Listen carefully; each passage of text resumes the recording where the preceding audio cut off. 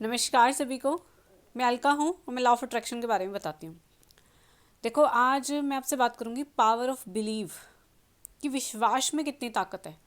जब हम पूरा विश्वास करते हैं और पूरा सरेंडर हो जाते हैं ना यूनिवर्स के आगे, तो हमारी मैनिफेस्टेशन बहुत जल्दी जल्दी पूरी होती है। और यहाँ आज मैं ना एक मेरी बचपन की एक बात शेयर करूँगी कि जिससे ये पता लगता है कि देखो, लॉ ऑफ अट्रैक्शन तो हमेशा से ही है, पर हम उसके बारे में नहीं जानते हैं।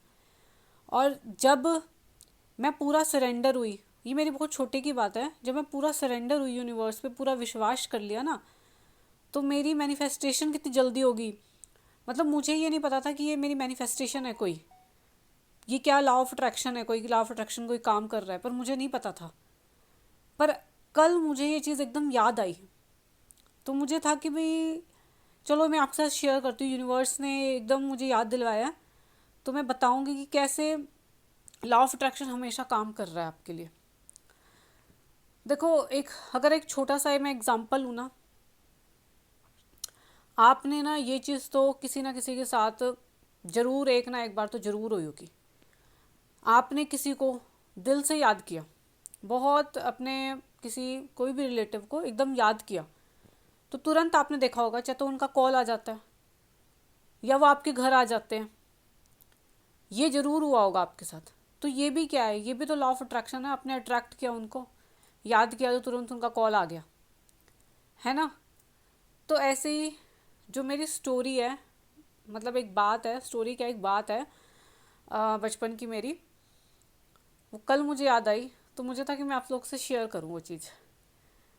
तो कब की बात है ये, जब मैं फिफ्थ या सिक्स क्लास में होंगी, बहुत छोटी थी उस टाइम। तो हम लोग ने, हमारी फैमिली ने घर शिफ्ट किया था। तो लोकली हम शिफ्ट हुए थे, हमने घर शिफ्ट किया था। और जिस एरिया में हम गए थे, उस एरिया में मेरी एक फ्रेंड भी रहती थी। मतलब वो, उस फ्रेंड ने एक्चुअली स्कूल चेंज कर लिया था। तो पर मुझे ये पता था कि इस एरिया में वो मेरी फ्रेंड रहती है। तो मेरी फ्रेंड का नाम है रेनू। और मुझे था कि भी हाँ, रेनू इस एरिया में रहती है, मुझे पता था। और जिसमें हम शिफ्ट हुए थे, जिस एरिया में, वो एरिया देखो छोटा नहीं था, बहुत बड़ा था, काफ़ी बड़ा था। तो एक दिन जब हमें रहते हुए काफ़ी टाइम हो गया था, शायद हो गए थे 15-20 दिन, या हो सकता है महीना भी हो गया हो, तो मुझे एक दिन याद आया कि इस एरिया में मेरी फ्रेंड भी रहती है।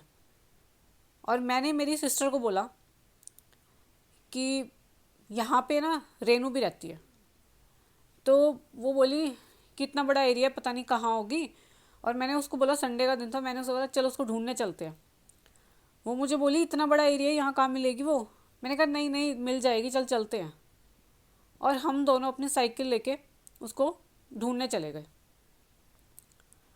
और आप यकीन मानो, मैं सिर्फ 2 गली बाहर निकली थी। मतलब आप ये देखो कि उस टाइम मुझे ना तो दिमाग में ये था कि शायद वो मुझे मिलेगी नहीं मिलेगी, या मैं कहीं गुम ना हो जाऊँ, कुछ ऐसा नहीं था। पर सिर्फ मैं पूरा यकीन करके कि नहीं, मुझे वो मिल जाएगी। और मुझे अभी भी याद है कि भाई मुझे पूरा यकीन था कि मुझे मेरी फ्रेंड मिलेगी। और मैं साइकिल लेके निकल पड़ी, और सिर्फ 2 गली में बाहर आई थी। और वहाँ बाहर ही ना एक शॉप थी सब्जियों की, तो वहाँ वो खड़ी हुई थी। तो मैंने दूर से ही मेरी सिस्टर को बोला कि देख दीपांशी, रेनू है। तो मेरी सिस्टर मेरे को कहती है कि भाई तुझे अब हर जगह वही दिख रही है क्या। मैं कहा नहीं, ये वही है। तो हम थोड़ा पास गए और मैंने उसको आवाज़ लगाई, और उसने पीछे मुड़ के देखा, और वो ही मेरी फ्रेंड ही थी। और इस टाइम तो मुझे अचंबा हो ही रहा है, और मुझे उस टाइम भी बहुत अचंबा हुआ था कि मैं उसको ढूंढने निकली और वो मुझे मिल गई। तो ये देखो, ये चीज़ हमेशा काम कर रही है, ये चीज़ें, पर हमें इस चीज़ों के बारे में पता ही नहीं है। आज जब हमें अवेयर हुए हैं इस चीज़ के बारे में, तो हम अपनी सोच के प्रति भी अवेयर हो गए हैं कि हमें क्या सोचना है, क्या बोलना है ना। उस टाइम हमारे मन में, जब हमें ये चीज़ों के बारे में पता नहीं होता ना, लॉ ऑफ अट्रैक्शन के बारे में, तो हम कुछ भी सोचते हैं, कुछ भी बोलते हैं, जैसा, मतलब हम अवेयर नहीं होते हैं उस चीज़ के बारे में।